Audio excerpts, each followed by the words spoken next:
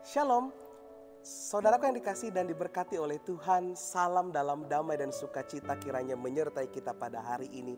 Senang sekali rasanya boleh kembali menyapa saudara dalam program Renungan Pagi di kanal YouTube Jemaat GKI Banjarbaru. Bersama dengan saya Pendeta Ranu Wijayanto. Firman Tuhan bagi kita hari ini, Yesaya pasal yang ke-45 ayat yang ke-20 hingga yang ke-25. Saya hanya mengutip satu firman Tuhan saja, ayat yang ke-22, demikian bunyi firman Tuhan. Berpalinglah kepadaku dan biarkanlah dirimu diselamatkan, hai ujung-ujung bumi. Sebab akulah Allah dan tidak ada yang lain.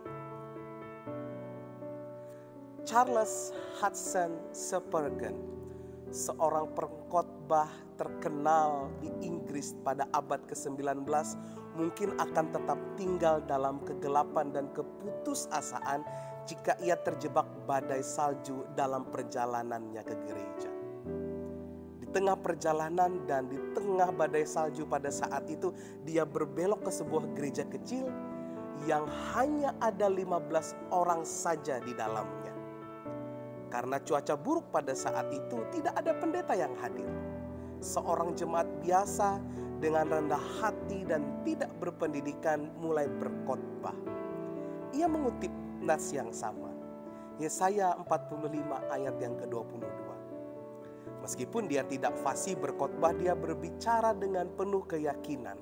Berkata seperti ini, sahabat-sahabatku yang kekasih, ini adalah ayat yang paling sederhana.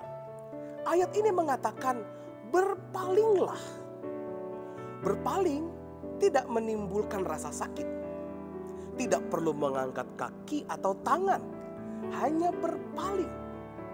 Orang tidak perlu pergi ke perguruan tinggi untuk mempelajari bagaimana cara berpaling. Mungkin Anda yang paling bodoh, namun Anda masih bisa berpaling. Seorang tidak perlu berusia sampai 1000 tahun supaya ia tahu cara untuk berpaling. Setiap orang bisa berpaling. Anak-anak pun bisa berpaling.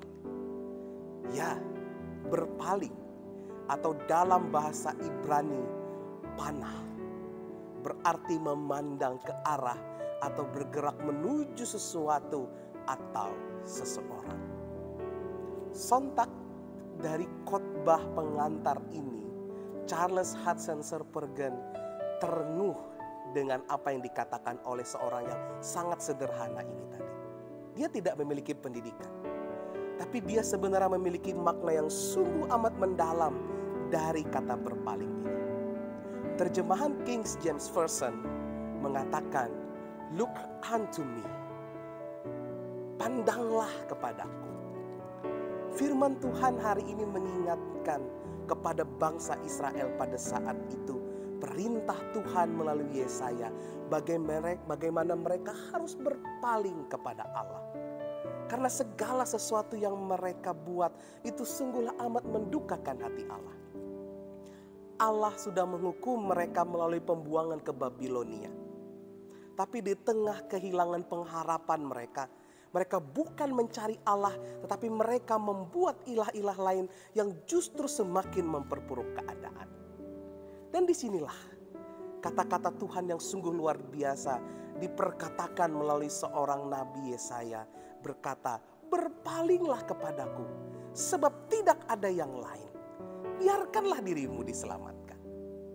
Kata-kata ini juga ingin menunjukkan kepada kita bahwa di dunia ini, dalam kehidupan kita, ketika kita mungkin kehilangan pengharapan pada saat ini, ketika kita kehilangan cara untuk bisa dekat kepada Allah, mari pandanglah kepada Allah.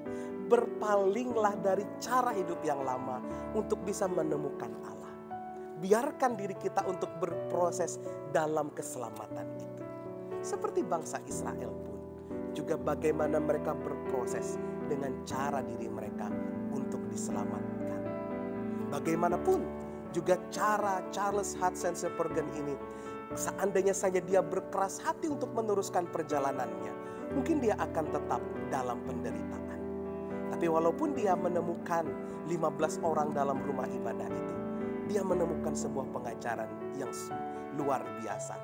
Bagaimana berpaling itu sesungguhnya tidak selamanya membuat kita atau menandakan kita sebagai orang yang terpuruk.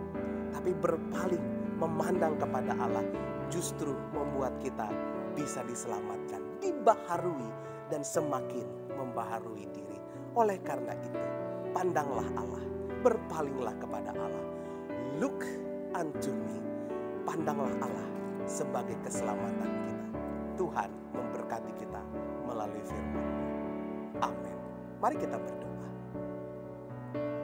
Ya Bapa di sorga, pandanglah kiranya kami manusia yang saat ini mungkin dalam kesulitan dan kesesakan.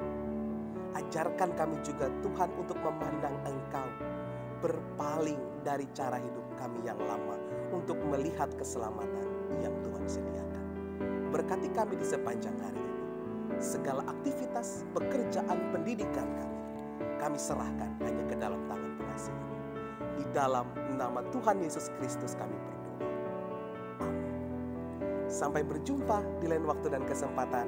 Kasih Tuhan Yesus Kristus memberkati kita semua. Shalom.